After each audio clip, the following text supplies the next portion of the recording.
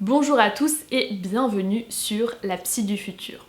Dans la vidéo du jour, on va parler d'un sujet très important en santé mentale, d'un sujet très délicat et pourtant bien plus fréquent qu'on ne le croit.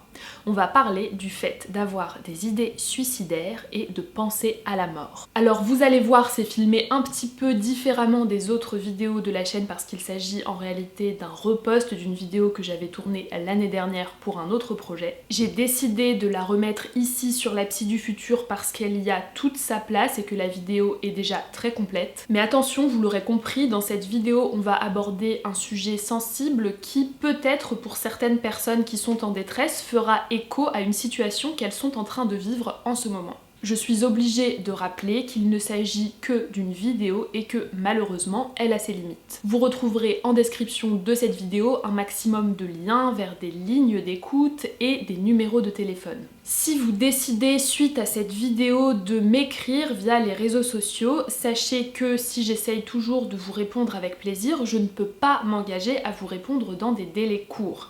Et donc si vous êtes en ce moment dans une situation d'urgence, de détresse, de douleur morale intense, ce qu'il faut faire avant tout, c'est contacter des professionnels qui sont près de chez vous. Si vous vous sentez mal, il est temps de demander de l'aide, que ce soit une aide psychologique, une aide médicale, mais en tout cas une aide professionnelle dans une structure de soins. Et je vous le rappelle, si vous êtes dans une situation d'urgence, que vous avez des pensées de plus en plus envahissantes, que vous sentez que vous perdez le contrôle, il faut aller dans la structure adaptée à cette situation d'urgence, c'est-à-dire les urgences à l'hôpital où vous pourrez rencontrer un ou une psychiatre. En ce qui concerne cette vidéo, sachez qu'elle fait partie d'un contenu en deux parties. Aujourd'hui, on va voir la première vidéo où l'on va définir et expliquer ce que sont les idées suicidaires, mais sachez que la semaine prochaine, il y aura une deuxième vidéo qui va plus parler de la marche à suivre en cas d'idées suicidaires.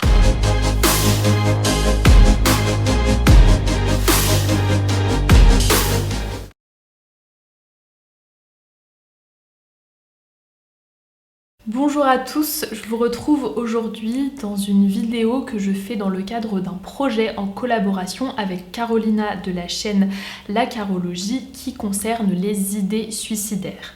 Elle a fait elle-même une très importante et très juste vidéo où elle parle des idées suicidaires sous le spectre de sa propre expérience puisqu'elle a elle-même vécu avec des idées suicidaires et a dû les surmonter. Elle a fait un travail très complet où elle a également recueilli les témoignages et les expériences d'autres personnes qui avaient eu eux-mêmes dans le passé des idées suicidaires. Je vous mets le lien de sa vidéo dans la boîte de description. On s'est dit qu'il serait intéressant de collaborer ensemble pour que je puisse compléter son récit avec mon approche de psychiatre et notamment que je puisse apporter des éléments théoriques et des explications sur ce qu'il se passe lorsque l'on a des idées suicidaires. Le moins qu'on puisse dire, c'est que la thématique des idées suicidaires et du suicide plus généralement est une thématique qui est extrêmement complexe, compliquée et délicate. Le suicide est et a toujours été un véritable tabou, mais la chose sur laquelle on aimerait insister, c'est que les idées suicidaires et le suicide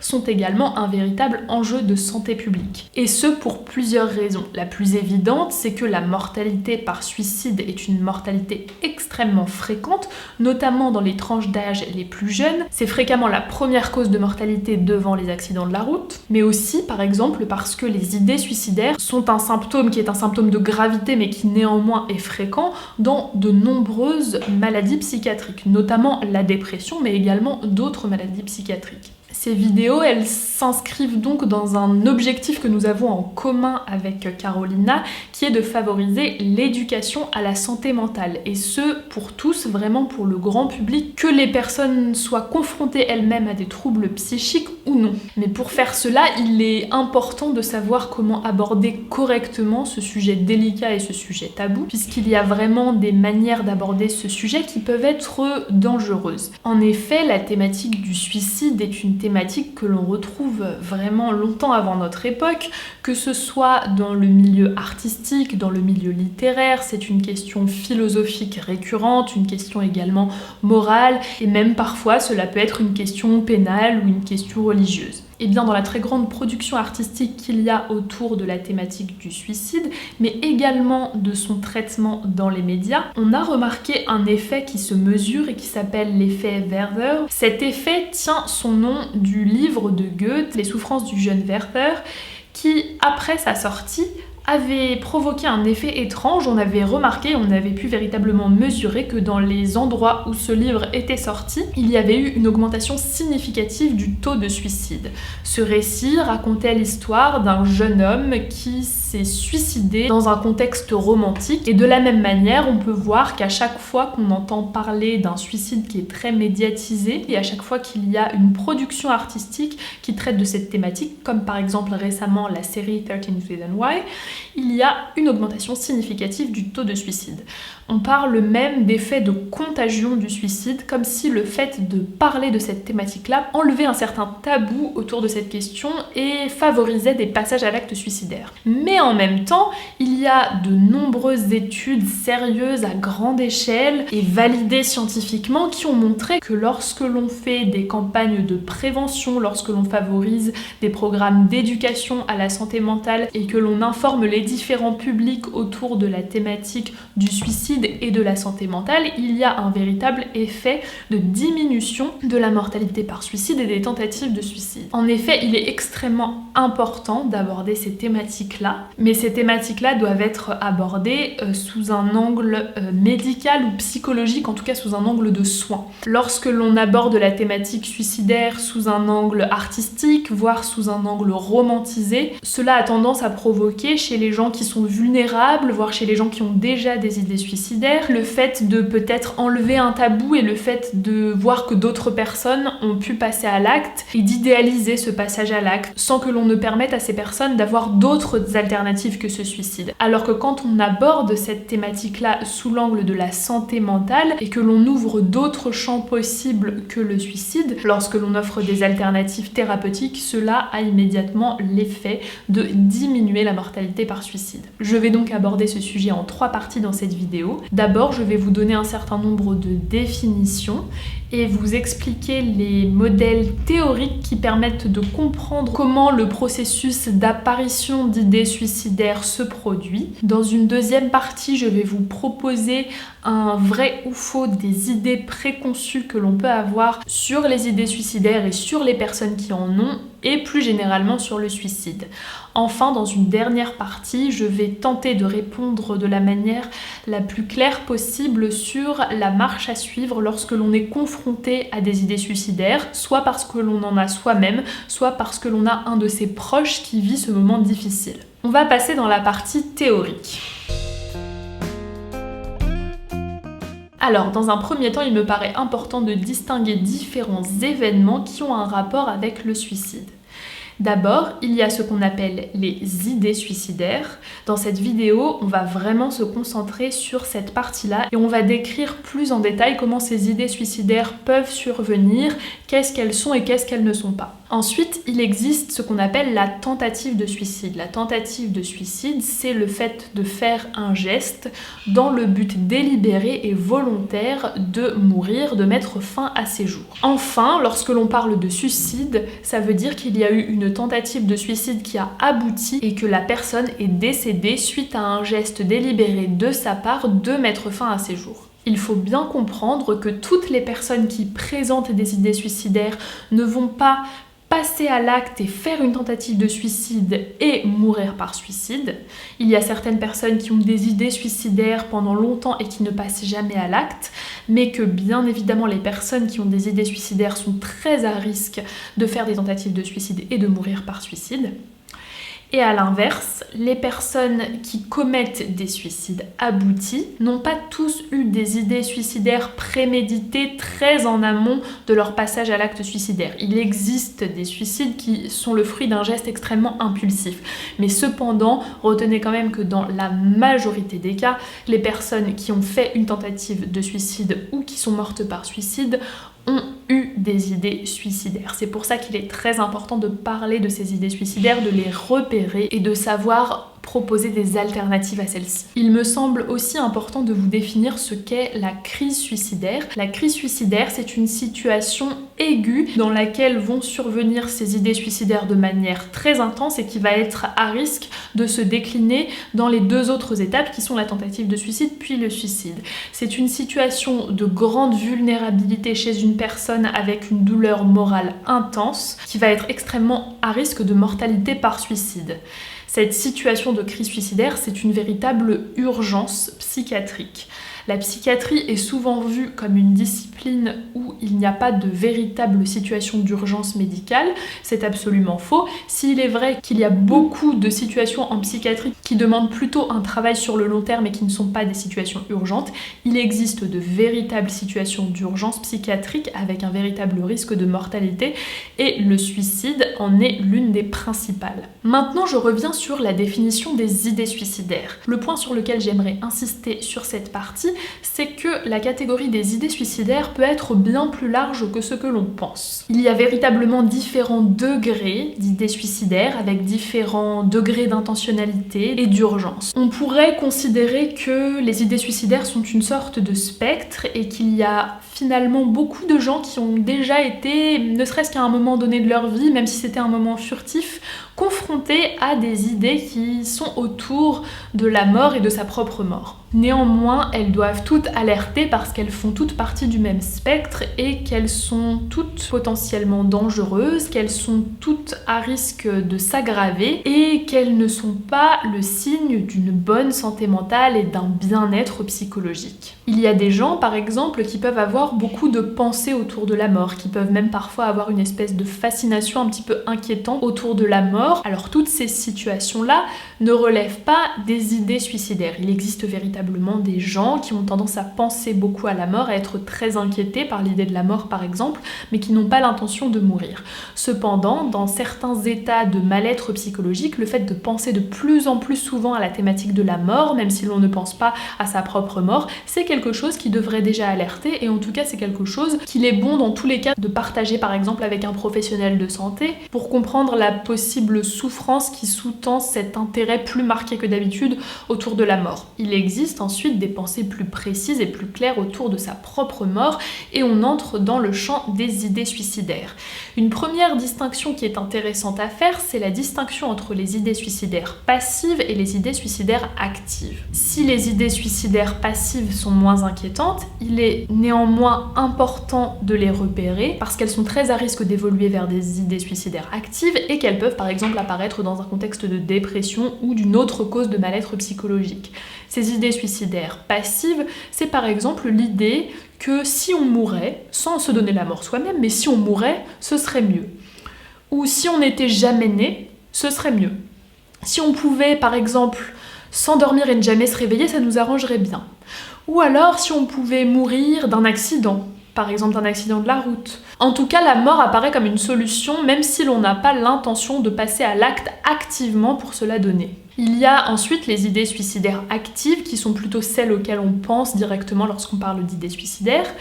Et là encore, lorsque l'on a des idées suicidaires actives, il y a différents degrés de gravité. On peut avoir des idées suicidaires actives, mais sans véritable intentionnalité de mourir. On peut avoir tendance à beaucoup penser à l'idée de se donner sa propre mort, mais lorsque l'on se demande vraiment si l'on envisage de se donner la mort, on se dit que non, ce n'est pas quelque chose qu'on envisage. Mais très vite, ces idées-là peuvent évoluer vers des idées suicidaires actives avec une intentionnalité de mourir. On peut aller encore un cran au-dessus, on peut avoir des idées suicidaires actives avec intentionnalité de mourir et avec une idée précise de la manière dont on aimerait se donner la mort. On peut avoir un ou des scénarios en tête. Enfin, on peut aussi avoir une idée du délai dans lequel on aimerait mettre ce plan à exécution.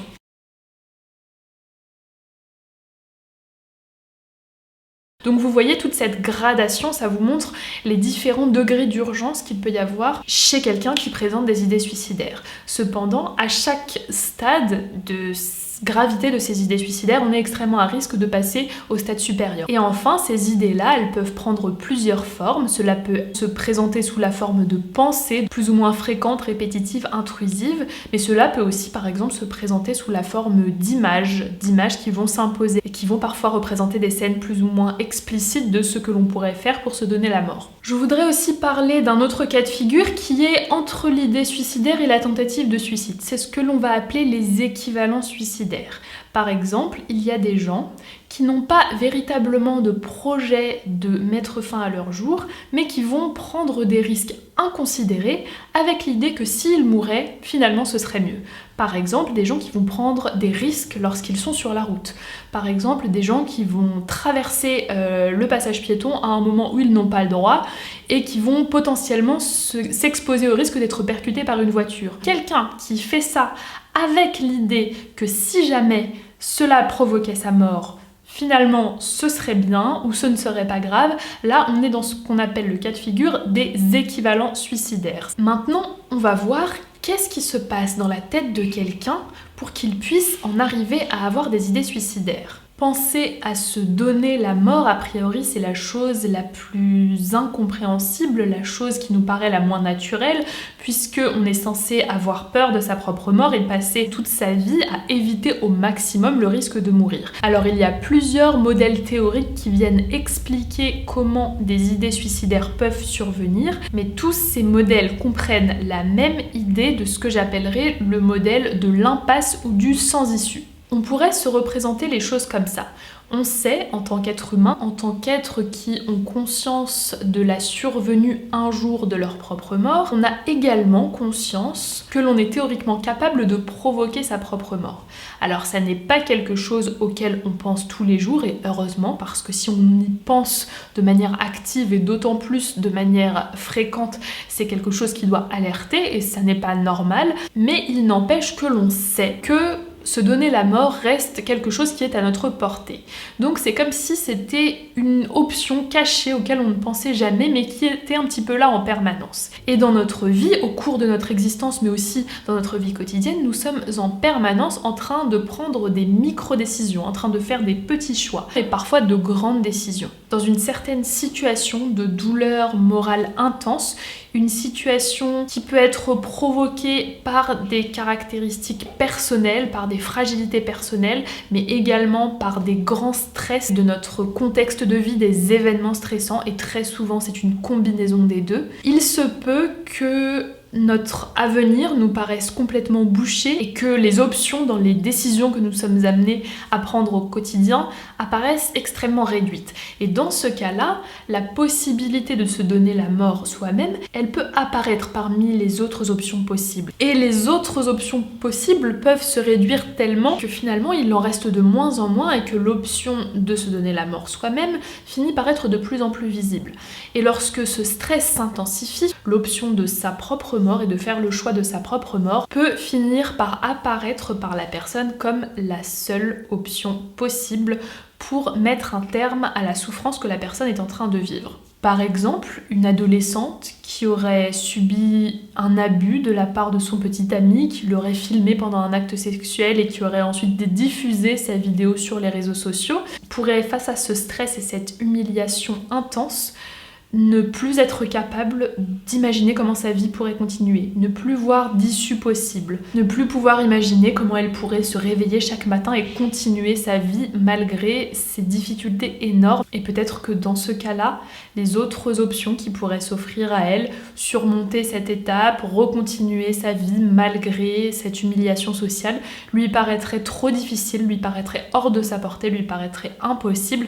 Et finalement, la mort serait une solution extrême, radicale, mais efficace et concrète pour mettre fin à sa souffrance. Je vous ai pris un exemple assez extrême, bien que ce soit une situation qui existe malheureusement, mais on retrouve ce même modèle à différents degrés dans d'autres situations, et à chaque fois que quelqu'un envisage le suicide, c'est toujours ce modèle-là qui se met en place, avec une intensité différente et un jeu d'options possibles plus ou moins réduit. Ce qu'il faut retenir, c'est que les idées suicidaires surviennent toujours dans le cadre d'une douleur psychologique intense. Cette douleur psychologique intense, elle peut être provoquée et favorisée par diverses choses dont on parlera plus après. Cette douleur morale intense, elle va s'accompagner d'émotions négatives envahissantes et de pensées négatives envahissantes, de ruminations négatives très envahissantes et très difficiles à vivre. Suite à cet état psychologique très douloureux, vraiment on décrit cela comme une douleur physique mais sur le plan psychologique, et il y a vraiment tout un champ de la recherche en santé mentale et en suicidologie qui se fait dans ce sens, avec les différents parallèles biologiques notamment que l'on peut faire entre une douleur physique et une douleur psychologique. Cet état psychologique difficile provoque sur le plan cognitif une rigidité. Et c'est ce que j'expliquais quand je parlais des options possibles qui se diminuent. Finalement, le champ des possibles de la personne qui expérimente cette douleur morale intense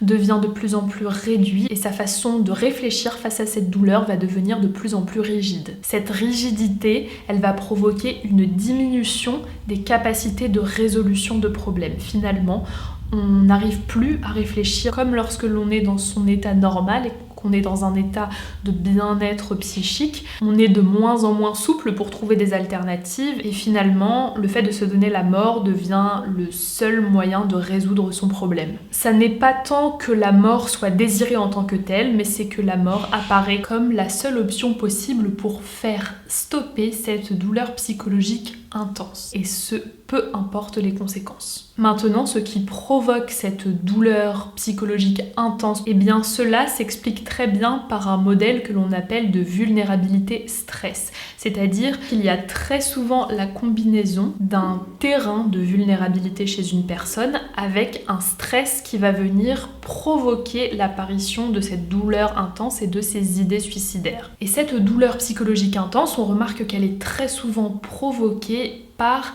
des éléments de rupture sociale, par exemple le sentiment d'être rejeté, d'être humilié, le fait de perdre son travail, le fait de perdre un être cher. Il y a de très nombreuses situations et je ne donne que quelques exemples, mais il y a très souvent cette idée de rupture sociale et d'isolement social, et cela, ce qui est un stress énorme, survient sur une personne qui a déjà un terrain de vulnérabilité, et cette vulnérabilité, cela peut être la présence d'un trouble psychiatrique tel qu'une dépression, mais également d'autres troubles. Cela peut être certains traits de personnalité qui vont rendre plus vulnérables au suicide. Cela peut être un contexte social et un environnement social défavorable, peu soutenant. Il y a également des éléments historiques chez la personne, comme la notion de maltraitance dans l'enfance, qui sont vraiment des éléments très forts. En tous les cas, on retrouve ce modèle, un stress intense qui vient précipiter des idées suicidaires chez quelqu'un qui a un terrain de vulnérabilité pour diverses raisons. Maintenant, un petit point pour préciser ce que ne sont pas les idées suicidaires, car il y a des choses qui peuvent être proches et qui peuvent ressembler, mais qui ne sont pas des idées suicidaires. Il y a par exemple chez certaines personnes la peur de se faire du mal et la peur de se donner la mort, comme par exemple lorsqu'elles vont passer à côté d'un train, avoir peur de sauter en dessous, mais sans avoir l'intention de le faire. Là, on va plutôt être dans le spectre de ce que l'on appelle les phobies d'impulsion. Il faut également différencier les idées suicidaires et les gestes suicidaires avec tout ce qui concerne l'automutilation et la scarification. Alors attention, chez les personnes qui ont tendance à pratiquer l'automutilation, c'est très fréquent que ces personnes soient également exposées à un moment de leur vie à des idées suicidaires, mais ce n'est pas la même chose, on peut vraiment avoir l'un sans l'autre. Et tout ce qui va être des pensées autour de la mort, qui ne vont pas avoir cette dimension d'envisager sa propre mort et de la désirer, ne vont pas être des idées suicidaires. Enfin, je vais encore développer un dernier point théorique et je vais vous expliquer quels éléments permettent de déterminer la gravité d'une crise suicidaire. On va distinguer 3 paramètres dans une crise suicidaire. On va parler en effet de la notion de risque, de la notion d'urgence et de la notion de dangerosité. Ces 3 notions peuvent paraître extrêmement proches, mais cependant on distingue vraiment ces 3 choses. Ces 3 notions peuvent être ou ne pas être présentes indépendamment les unes des autres lorsque une personne présente une crise suicidaire. D'abord, la notion de risque. Chez une personne qui présente des idées suicidaires, le risque, ça va être celui de passer à l'acte et de réellement faire une tentative de suicide. L'existence d'une maladie mentale chez la personne, dépression, schizophrénie, troubles bipolaires, troubles anxieux, toutes les maladies mentales, rendent la personne plus à risque de passer à l'acte. Il y a également certains éléments de personnalité, comme le fait d'avoir des traits de personnalité impulsifs ou agressifs, qui peuvent favoriser un passage à l'acte suicidaire.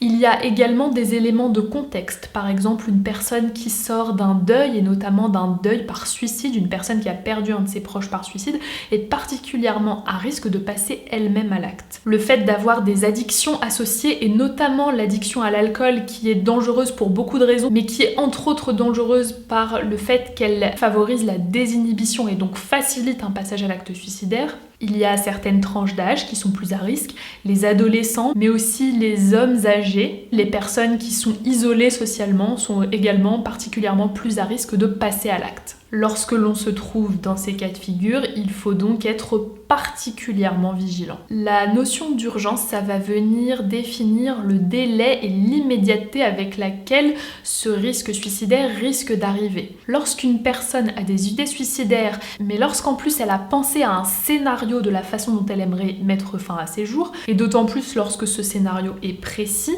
mais également lorsque la personne a pensé à un moment où elle voulait mettre fin à ses jours, et d'autant plus lorsque ce moment est dans les prochaines 48 heures, il y a vraiment une notion d'urgence psychiatrique importante et il faut agir vite. Enfin, la dangerosité des idées suicidaires, ça va concerner le moyen par lequel cette personne envisage de passer à l'acte suicidaire. Plus ce moyen va être violent et radical, donc par exemple tout ce qui va être les idées autour de la défenestration ou du passage à l'acte avec des armes à feu,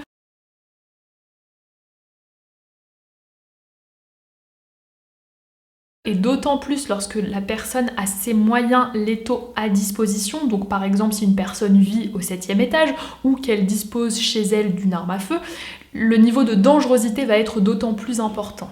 Donc en évaluant ces trois paramètres-là, on est très bien alerté sur le niveau de gravité de la situation. Si on voit que l'un de ces paramètres-là nous inquiète, il faut vraiment demander de l'aide de professionnels de santé et ne pas hésiter à se présenter à un service d'urgence. Il existe bien évidemment également des facteurs protecteurs. Ces éléments protecteurs sont le fait, lorsque l'on a une pathologie psychiatrique, d'être déjà traité et suivi pour cette pathologie, d'avoir déjà des professionnels auxquels on peut se référer. La religion est également un facteur protecteur. Les personnes qui sont croyantes, qui adhèrent à des croyances religieuses, ont moins tendance à passer à l'acte, souvent parce que le suicide est extrêmement mal vu dans les religions. Il faut faire attention à cet élément-là parce que parfois une personne peut avoir des idées suicidaires, être croyante et du coup avoir un très fort sentiment de culpabilité par rapport à ces idées suicidaires qui vont peut-être la retenir de passer à l'acte, mais qui, si elles s'intensifient trop, peuvent augmenter sa douleur morale et donc augmenter le risque de suicide. Et enfin, le fait d'avoir bien évidemment un entourage soutenant, une famille présente et à l'écoute constitue un facteur protecteur. Le fait d'avoir des enfants, le fait d'être marié, tout cela constitue des facteurs protecteurs qui ont été mis en évidence par des études scientifiques.